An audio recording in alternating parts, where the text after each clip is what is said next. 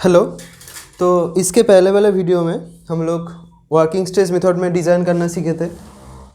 हम लोग analysis of single reinforce beam कर रहे थे वर्किंग स्ट्रेस मेथड पे। हम डिस्कस भी कर रहे थे कि क्या वर्किंग स्ट्रेस मेथड है, क्या यू अल्टीमेट लोड मेथड है, क्या लिमिट स्टेट मेथड है। हम ये सब लोग डिस्कस कर चुके हैं ऑलरेडी। इसका वीडियो मैंने पहले ही दे चुका है। लेकिन फिर भी लिमिट स्टेट मेथड का एजम्पशन शुरू करने से पहले मैं आप लोगों को फिर से एक बार डिस्कशन कर लेता हूँ कि वर्किंग स्ट्रेस मेथड क्या है, यूएसएम क्या है, मतलब अल्टीमेट लोड मेथड यूएलएम, कैसे लिमिट स्टेट मेथड आया। तो देखिए, जब हम वर्किंग स्ट्रेस मेथड पे डिज़ाइन कर रहे थे हम लोग क्या सोच रहे थे, मतलब उसका एजम्पशन क्या था। ये अगर माइल्ड स्टील का अगर कर्व हो, ठीक है,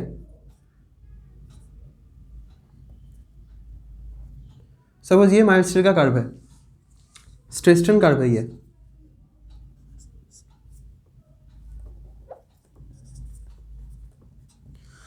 तो हम डब्ल्यूएसएम पर जो एजम्पशन था, उस एजम्पशन पे हम क्या सोचते थे, हम सोचते थे मटेरियल ही वीक है, मतलब मटेरियल का स्ट्रेंथ हम इतने दूरी मानते थे। तो डब्ल्यूएसएम में इसके बाद का जो स्टोरी है मटेरियल का, मतलब इस लोड से बाद में क्या होगा, किस लोड पर वो कोलैप्स होगा, मतलब किस लोड पर होगा उसका फेलियर होगा, या फिर कोई मार्जिन नहीं देता था, मतलब फेलियर का मार्जिन नहीं देता था। डब्ल्यूएसएम वर्किंग स्ट्रेस मेथड फेलियर का कोई मार्जिन नहीं देता था। ठीक है, हम लोग क्या करते थे, मटेरियल का स्ट्रेंथ इतना ही मानते थे, ये वाला स्ट्रेंथ को हम इग्नोर करते थे। फिर उसमें हम क्या करते थे, फैक्टर ऑफ सेफ्टी से उसको हम डिवाइड करके और कम भी स्ट्रेंथ के लिए देते थे। फैक्टर ऑफ सेफ्टी का यही कारण है कि किसी वजह से अगर हमारे जो डिज़ाइन, मतलब हम सपोज कैसे समझाओ, किसी वजह से अगर हमारा जो डिज़ाइन पर्पस था, मतलब डिज़ाइन लोड हमने सपोज 20 किलो न्यूटन के लिए किया था, ठीक है, इतना कम के तो नहीं करेंगे। हमें एक ये बोलता है, एक एग्जांपल दे रहा हूँ। किसी वजह से अगर ये लोड एक्सीड कर जाए, किसी वजह से कर भी सकते हैं इमरजेंसी के लिए, उसी लिए हमारा फैक्टर ऑफ सेफ्टी का कॉन्सेप्ट है। मतलब हम सोचते थे कि हम सोचते थे कि मटेरियल का स्ट्रेंथ असल में इतना दूर है, फैक्टर ऑफ सेफ्टी से डिवाइड करके मटेरियल का स्ट्रेंथ यहाँ तक सोचते थे, यहाँ तक ही है। तो अगर किसी वजह से कोई इमरजेंसी से अगर उससे भी ज़्यादा स्ट्रेंथ मटेरियल को लगता हो तो यहाँ हो जाता था, एडजस्ट हो जाता था। तो फैक्टर ऑफ सेफ्टी का यही कॉन्सेप्ट है, ठीक है। फिर आया ultimate load method. Ultimate load method में क्या सोचा गया, वो इस अल्टीमेट लोड के लिए, मतलब यहाँ पर डब्ल्यूएसएम में सोचता था कि मटेरियल को हम वीक कर देते थे, हम सोचते थे मटेरियल वीक है, ठीक है। यूएलएम में क्या हुआ, यूएलएम में हम ज़्यादा लोड के लिए डिज़ाइन करते थे, मतलब अल्टीमेट लोड को मद्देनजर रखते हुए। सपोज ये मटेरियल 7050 न्यूटन लोड ले सकता है, सपोज एक एग्जांपल दे रहा हूँ। लेकिन हम क्या सोचते थे, हम सोचते थे इसको हम फैक्टर ऑफ सेफ्टी से मल्टीप्लिकेशन करके एक वैल्यू सपोज इतना लोड ले सकता है, ये सोचते थे, ठीक है। तो जब जनरली वर्किंग लोड क्या है, वर्किंग लोड है ये 1750, तो ये तो लोड ले ही सकता है, उसलिए हम डिज़ाइन करते थे अल्टीमेट लोड ये ले सकता है, ठीक है। लेकिन किसी वजह से अगर इमरजेंसी के लिए अगर इससे भी जो लोड ज़्यादा पड़े, इसीलिए हम इस लोड को मद्देनजर रखते हुए डिज़ाइन करते थे। तो क्या हुआ, डब्ल्यूएसएम में हम क्या सोचते थे, ये जो मटेरियल है हमारा, हम मटेरियल को फैक्टर ऑफ सेफ्टी से डिवाइड करके हम डिज़ाइन मटेरियल स्ट्रेंथ निकाल लेते थे। और यूएलएम में क्या हुआ, यूएलएम में जब लोड ही पड़ रहा है उसमें, ठीक है, जो लोड पड़ रहा है स्ट्रक्चर पे उसको ही हम बढ़ा लेते थे। लोड को हम फैक्टर ऑफ सेफ्टी से मल्टीप्लाई करके लोड को ही बढ़ा लेते थे। तो एलएसएम में क्या हुआ, एलएसएम में ये दो कॉन्सेप्ट का यही दो कॉन्सेप्ट ठीक साख से लिया गया। एक बात मैंने बोला था कि डब्ल्यूएसएम में ये बात का स्टेज वेल डिफाइंड नहीं था, वो कोई मार्जिन नहीं देता था, मतलब कितने लोड पे ये कोलैप्स करेगा और कितना भी लोड ले सकता है, मतलब मटेरियल का पूरा लोड इसमें यूटिलाइज नहीं होता था। यूएलएम में अब क्या हुआ, यूएलएम में हम इस पॉइंट को मान के, मतलब अल्टीमेट जो लोड ले सकता है उसको मद्देनजर रखते हुए हमने डिज़ाइन शुरू किया। लेकिन क्या हुआ, उसमें जो ड्रॉबैक हुआ, मटेरियल जब इलास्टिक लिमिट क्रॉस कर देता था तब क्या होगा। आपको अगर मैं माइल्ड स्टील का ही बोलूँ, ठीक है, तो जब इलास्टिक लिमिट क्रॉस कर देता है तो उसका वो एक डक्टाइल मटेरियल है, मतलब उसका प्लास्टिक रेंज बहुत बड़ा है। प्लास्टिक रेंज मतलब वो डिफ्लेक्शन बहुत होगा। तो आप ही सोचिए, आप एक बीम के अंदर माइल्ड स्टील कास्टिंग किया गया है, ठीक है। अब उसका अगर डिफ्लेक्शन हो जाए तो वो क्या यूजेबल रहेगा? यूजेबल रहेगा कि नहीं रहेगा? डिफ्लेक्शन हो जाएगा तो डिफ्लेक्शन के बाद फेल हो जाएगा, लेकिन लोड तो ले सकता है वो, और अभी तो भी लोड तो ले ही सकता है, ठीक है। तो यही था, मतलब यूएलएम में देखा गया कि मटेरियल में बहुत डिफ्लेक्शन और क्रैक आ सकता है। मतलब डिफ्लेक्शन जब आएगा, डक्टाइल मटेरियल का डिफ्लेक्शन आ रहा है, उसी वक्त जो हमारा ब्रिटल मटेरियल है उस पर क्रैक आ रहा है, ये तो नेचुरल है, ठीक है। क्योंकि कंक्रीट कास्टिंग है, उस अंदर जो बॉन्ड है डक्टाइल हो रहा है, प्लास्टिक रेंज है उसका डक्टाइल हो रहा है, लेकिन कंक्रीट तो ब्रिटल मटेरियल है, उसमें तो क्रैक आएगा। तो क्या हुआ रहा था अल्टीमेट लोड मेथड में, जो हम लोड सोच के कर रहे थे, जब लोड का पॉइंट ये पॉइंट क्रॉस कर देता था तब क्या आता था, उसमें क्रैक चला जाता था। तो ये दो मेथड ही, डब्ल्यूएसएम ठीक ठाक था लेकिन यूएलएम बहुत डेंजरस हो गया था। तो इस दो मेथड का ही जो ठीक ठाक चीज़ है, मतलब मटेरियल को हम वीक सोचेंगे, हम सोचेंगे ही कि मटेरियल वीक है, एंड लोड को हम क्या करेंगे, लोड हम बढ़ा लेंगे। मतलब जितना लोड मटेरियल स्ट्रक्चर पे आ रहा है उससे हम क्या सोचेंगे कि ज़्यादा लोड पड़ रहा है उससे। तो ये क्या हुआ, दोनों तरफ से सेफ्टी आ गया। तो इसको ही हम यही कॉन्सेप्ट लिमिट स्टेट मेथड में लिया गया। तो हम क्या करते थे, ठीक है, ये तो फैक्टर ऑफ सेफ्टी दोनों हुआ। एक लिमिट मटेरियल के लिए एक फैक्टर ऑफ सेफ्टी था, जैसे मटेरियल के लिए जो फैक्टर ऑफ सेफ्टी है वो लिमिट स्टेट मेथड में जब स्टील के लिए है वो है 1.15, जो कंक्रीट के लिए है वो है 1.5, ठीक है। एंड लोड के लिए तो आईएस कोड में बहुत सारे कॉम्बिनेशन है, मतलब लोड का बहुत कॉम्बिनेशन होता है, ठीक है। मैं पहले एक बात बोल दूं फिर वहाँ पर जाता हूँ। लिमिट स्टेट मेथड में जनरली दो तरह के लिमिट स्टेट होते थे, ठीक है। एक था लिमिट स्टेट ऑफ, होता है लिमिट स्टेट ऑफ कोलैप्स, और दूसरा होता है लिमिट स्टेट ऑफ सर्विसिबिलिटी। इसका मतलब क्या है, लिमिट स्टेट ऑफ कोलैप्स का मतलब है कि जैसे मैं बोलूं, अगर स्ट्रक्चर पे कॉम्प्रेशन के वजह से फेलियर हो, अगर स्ट्रक्चर पे टेंशन या फिर फ्लेक्सर, टेंशन नहीं, बेंडिंग और फ्लेक्सर की वजह से फेलियर हो, अगर स्ट्रक्चर पे शेयर के वजह से फेलियर हो, अगर स्ट्रक्चर पे टॉर्शन के वजह से फेलियर हो, तो फेलियर परमानेंट हो जाता है, मतलब स्ट्रक्चर का फेलियर हो जाता है उस लोड की वजह से। लेकिन अगर लिमिट स्टेट ऑफ सर्विसिबिलिटी में क्या बोला, लेकिन अगर डिफ्लेक्शन है, डिफ्लेक्शन के टाइम की फेलियर हो जाएगा 100% नहीं, डिफ्लेक्शन का फेलियर, डिफ्लेक्शन क्रैक ये सब टाइम फेलियर तो नहीं होगा। हाँ, ये वार्निंग दे रहा है कि हमें कि फेलियर हो सकता है इसके बाद, क्योंकि डिफ्लेक्ट हो गया है, क्रैक आ गया, इसके बाद वार्निंग दे रहा है। लेकिन ये जो फोर्स है, क्या क्या बोला मैंने, फ्लेक्सचर, फ्लेक्सचर मतलब bending, compression, shear and torsion, इन सब के जो इफेक्ट है इसके वजह से क्या होगा, कोलैप्स हो जाएगा स्ट्रक्चर का। और ये क्या बोला वाला, डिफ्लेक्शन, क्रैक, इन सब जो इफेक्ट है इसकी वजह से कोलैप्स नहीं होगा। लेकिन जो मटेरियल है, सब मटेरियल नहीं, जो स्ट्रक्चर है वो क्या नहीं रहेगा, सर्विसेबल नहीं रहेगा, ठीक है। इसलिए ये इस दोनों को लिमिट स्टेट ऑफ सर्विसिबिलिटी में रखा गया और इस दोनों को लिमिट स्टेट ऑफ कोलैप्स में रखा गया। मतलब अगर मैं इस कार्व से बोलूँ, खूब सिंपल लैंग्वेज पे आपको बुझाने की समझाने की कोशिश करूँ, तो ये जो पॉइंट है, मतलब डब्ल्यूएसएम में जो हम सोचते थे उसके बाद अगर जाए लोड, ठीक है, उसके बाद अगर जाए लोड तो क्या होगा, उसमें डिफ्लेक्शन आएगा। इसलिए लिमिट स्टेट का जो कॉन्सेप्ट है वो है serviceable at working load and safe at ultimate load. मतलब क्या हुआ, इस दोनों चीज को एलएसएम में मेन रखा गया। क्या, आप ये नोट कर लेना अपनी तरह से। सर्विसेबल एट वर्किंग लोड, इसका मतलब क्या है, जनरली स्ट्रक्चर पे जो लोड पड़ता है उसको हम वर्किंग लोड पड़ता है, वर्किंग लोड मानते हैं, ठीक है। उसके बाद कभी कभी स्ट्रक्चर पे क्या होता है कि किसी इमरजेंसी से उस लोड से ज़्यादा लोड पड़ रहा है, ये हो भी सकता है, ठीक है। तो इसलिए उसको हम अल्टीमेट लोड कहते थे। तो क्या बोलता था, सर्विसेबल एट वर्किंग लोड, मतलब वर्किंग लोड के टाइम ये सर्विसेबल रहेगा, लेकिन उससे भी ज़्यादा तो लोड, इसके बाद की तो लोड ले सकता है, उसको भी हम कंसिडर करते थे कब, जब इमरजेंसी टाइम आएगा, तब जब अल्टीमेट लोड उसमें पड़ेगा तब वो सेफ रहेगा। तो ये दो कॉन्सेप्ट मद्देनजर रखते हुए लिमिट स्टेट मेथड का जन्म हुआ, ठीक है। तो ये मेथड बहुत ही पॉपुलर है, अब यही मेथड में सब डिज़ाइन हो रहा है।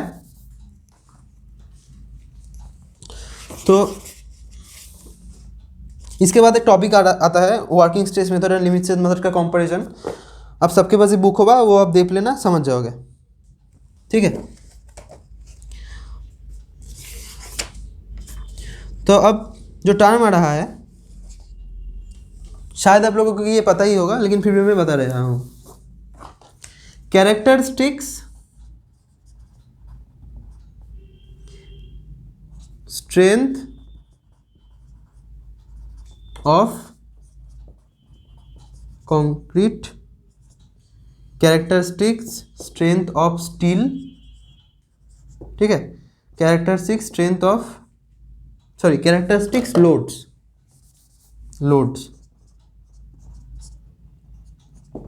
कैरेक्टरिस्टिक स्ट्रेंथ ऑफ कंक्रीट को हम FCK से जानते हैं। इसका क्या बोलूँ, मतलब हमारा जो लैब बेक टेस्ट होता है, कॉम्प्रेशन टेस्ट होता है, आप सबको पता ही होगा।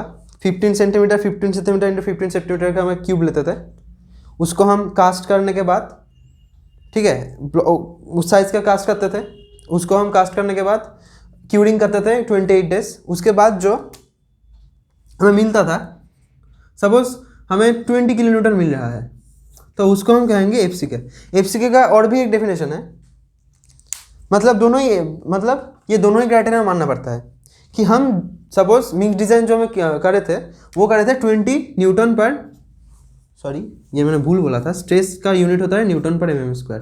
हम कॉम्प्रेसिव स्ट्रेस देख रहे थे, ठीक है। हमने सपोज 20 न्यूटन पर mm² के लिए मिक्स डिज़ाइन किया था, तो हमारी FCK का जो नियम है, 28 डेज पर जब हम कॉम्प्रेशन टेस्ट करेंगे, तो अगर हम 100 क्यूब लेते थे, ठीक है, अगर हम 100 क्यूब ले, उसमें से 95 क्यूब, 100 क्यूब में से 95 क्यूब को 20 न्यूटन या उससे ज़्यादा आना पड़ेगा, या इक्वल टू 20 न्यूटन आना ही पड़ेगा। उससे कम आए तो ये टेस्ट कैंसिल, फिर से मिक्स डिज़ाइन करना पड़ेगा। तो हम तो जनरली लैब पे इतने सारे क्यूब नहीं ले सकते, तो 10 में से 9 माना जा सकता है। जनरली 9.5 होता है, बट मतलब 10 में ही ये आना चाहिए 20 न्यूटन, लेकिन 10 में से 9 माना जाता है, काम चल जाएगा। और 10 में से 9 हमें 20 न्यूटन पर mm² आ जाएगा, तो ये एक्सेप्टेड है, ठीक है, वो एक्सेप्टेड है। तो FCK का मतलब है, जो हमारी कैरेक्टरिस्टिक स्ट्रेंथ ऑफ कंक्रीट का यही मतलब है कि कितना स्ट्रेंथ वो कॉम्प्रेसिव स्ट्रेंथ ले सकता है। अब स्टील का जो है, सपोज ये मेरा माइल्ड स्टील का कर्व है, सपोज ये माइल्ड स्टील का कर्व है, तो इसका जो यील्ड स्ट्रेंथ है, इसको हम कैरेक्टरिस्टिक स्ट्रेंथ ऑफ स्टील बोलते हैं। लेकिन जो HY ये यील्ड स्ट्रेंथ हो गया हमारा, तो ये जो HYSD बार है, मतलब हाई यील्ड स्ट्रेंथ डिफॉर्मेशन बार, उसका यील्ड स्ट्रेंथ बहुत हाई है, तो वो नहीं मिलता, मतलब वो वेल डिफाइंड नहीं होता ग्राफ में। तो हम क्या करते थे, उसका जो प्रूफ स्ट्रेस है, प्रूफ स्ट्रेस मतलब आपको पता ही होगा कि एक लिमिटेड डिफ्लेक्शन ऑफ दी जो लिमिटेड डिफ्लेक्शन तक स्ट्रेस को हम प्रूफ स्ट्रेस कहते हैं, ठीक है। ये तो आपने पहले पढ़ा ही होगा, जस्ट याद करने के लिए बोल दिया। तो उस प्रूफ स्ट्रेस का जनरली सब बोलते हैं 0.2% प्रूफ स्ट्रेस में यील्ड स्ट्रेंथ लाई करता है।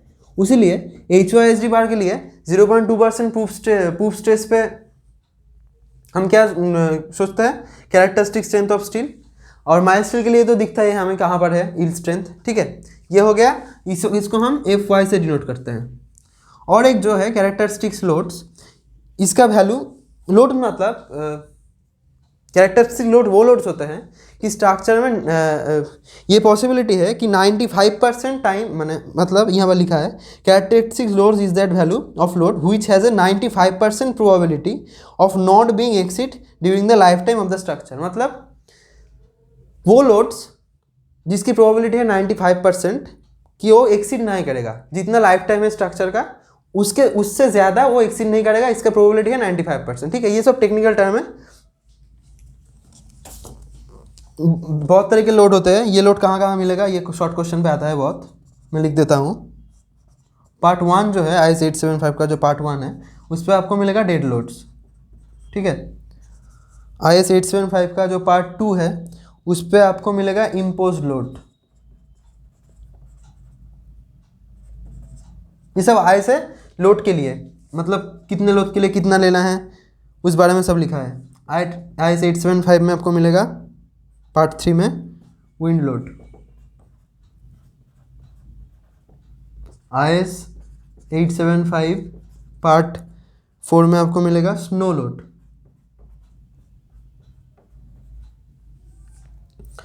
और एक जो है IS 1893 पार्ट 1 में आपको मिलेगा अर्थक्वेक लोड। ये सब लोग आप नोट डाउन कर लो। ठीक है, और एक क्राइटेरिया माना जाता है, अगर आप देखोगे आइस कोड पे, मैंने सबको बोला था आइस कोड प्रिंट आउट करने को। ठीक है, एक क्राइटेरिया माना जाता है कि कभी भी विंड लोड और अर्थक्वेक लोड एक साथ नहीं बढ़ सकता। ठीक है, इसीलिए देखोगे आप जब लोड कॉम्बिनेशन पढ़ोगे, मतलब एक लोड कॉम्बिनेशन होता है, वो पेज नंबर है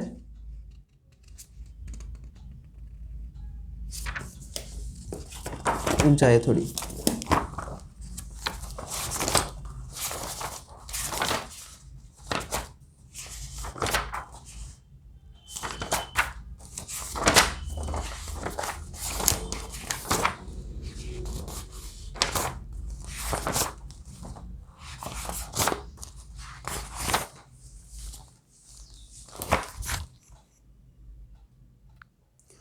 हाँ आप पेज 68 पे देखेंगे।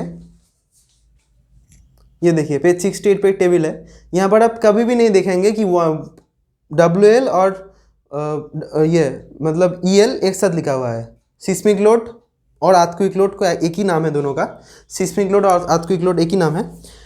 कभी भी नहीं देखेंगे कि अर्थक्वेक लोड और विंड लोड दोनों एक साथ लिखा है। ऐसा माना जाता है कि कभी भी दो लोड एक साथ नहीं आ सकती, इसीलिए ये जो सब लोड कॉन्सेप्ट है और जो ये सब फैक्टर ऑफ सेफ्टी माना गया है, ये 3 लोड, ये सब लोड कॉम्बिनेशन है।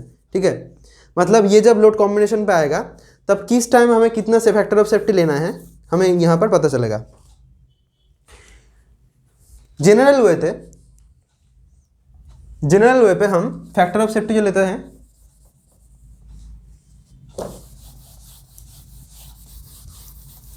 लोड के लिए हम फैक्टर ऑफ सेफ्टी जो लेते हैं जनरल वे पे, मतलब क्वेश्चन जब हमें एग्जाम पे आप जब क्वेश्चन अटेंड करेंगे तब जनरल वे पे फैक्टर ऑफ सेफ्टी लोड के लिए होगा 1.5।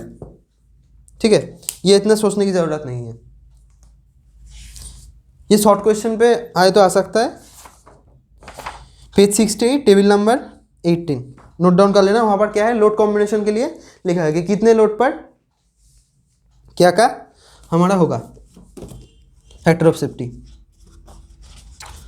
तो अब मैंने तो पहले ही बोल दिया कि डिज़ाइन स्ट्रेंथ ऑफ, मतलब अब जो टॉपिक है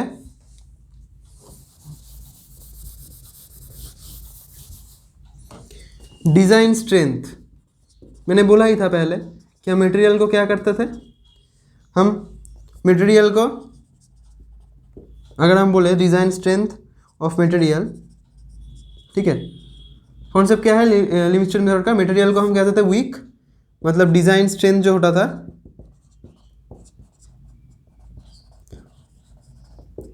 वो मटेरियल का जो यील्ड स्ट्रेंथ होता था उसके हम क्या करते थे फैक्टर ऑफ सेफ्टी से डिवाइड कर देते थे। वो कंक्रीट के लिए था, ठीक है मैं गामा सी ही लिख रहा हूँ, कंक्रीट के लिए था 1.5, स्टील के लिए है 1.15। और किसी का क्वेश्चन आए कि क्यों स्टील के लिए कम है, तो स्टील तो मशीन पे बनाया जाता है, ठीक है वो परफेक्ट होगा, लेकिन जो कंक्रीट है हमारा वो तो हम कास्ट करते हैं, मतलब फील्ड पे इंसान कास्ट करते हैं, इंसानों से भूल तो हो ही जाती है, इसलिए कंक्रीट का फैक्टर ऑफ सेफ्टी ज़्यादा लिया गया है स्टील से। ठीक है, तो डिज़ाइन स्ट्रेंथ को क्या कहते थे, हम मटेरियल को फैक्टर ऑफ सेफ्टी से डिवाइड कर देते हैं यार। और डिज़ाइन जो लोड्स है, सपोज डिज़ाइन लोड हम क्या करते थे, जो लोड पड़ रहा है उस स्ट्रक्चर पे उसको हम फैक्टर ऑफ सेफ्टी से इनटू कर देते थे। अब ये फैक्टर ऑफ सेफ्टी का वैल्यू मैंने थोड़ी पहले ही बोला है कि पेज 68 पे जाइए, वहाँ पर आपको मिल जाएगा कि कौन सी लोड पे क्या फैक्टर ऑफ सेफ्टी लेना है। जनरली हम क्या लेते हैं, जनरली हम जब मैथ करेंगे हम 1.5 लेकर ही करेंगे। तो ठीक है, ये वाला वीडियो एजम्पशन के पहले का था। हम इसके बाद लिमिस्टर मेथड का जो एजम्पशन है वो पढ़ेंगे। आई थिंक सबको क्या WSM, क्या ULM, क्या लिमिस्टर मेथड, क्यों लिमिस्टर मेथड आया, क्या क्या ड्रॉबैक है, अब सभी को शायद क्लियर हो गया होगा। मेरा थोड़ा लैंग्वेज प्रॉब्लम है क्योंकि मेरा न्यू वीडियो है, हिंदी में थोड़ा प्रॉब्लम होता है, तो वो सब आप लोग एडजस्ट कर लेना। शायद ठीक हो जाऊँगा, हिंदी में मेरा ठीक हो जाएगा, बहुत कोशिश कर रहा हूँ ठीक होने की। ठीक है, अगर आपको अच्छा लगे तो लाइक कर देना, कुछ कहना हो तो कमेंट कर देना और शेयर कर देना ताकि सबके पास ये पहुंच जाए। क्योंकि मेरा जो लक्ष्य है वीडियो करने का, ताकि जिसके पास सटीक कोचिंग नहीं होता वा मतलब समझ नहीं पाता कुछ, उसको मैं आसानी से समझ सकूँ। ठीक है, यही मेरा एक क्राइटेरिया है कि सब लोग समझे अच्छे से, सिविल इंजीनियर को सब समझे अच्छे से। डिज़ाइन में बहुत सारे लोग बहुत क्या बोलो फियर हो जाता है कि डिज़ाइन बहुत क्या बोलो डिज़ाइन बहुत कठिन सब्जेक्ट है। नहीं, एकदम से नहीं, डिज़ाइन बहुत ही आसान सब्जेक्ट है, सिर्फ प्रोसेस लेंदी होता है डिज़ाइन का, मतलब जो एजम्पशन प्रोसेस बहुत लेंदी होता है। ठीक है, डरने की कोई बात नहीं, बहुत आसान सब्जेक्ट है डिज़ाइन। Thank you.